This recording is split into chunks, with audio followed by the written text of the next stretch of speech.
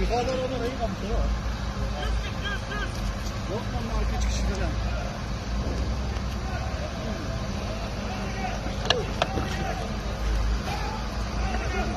Ne diyorsun ya Allah?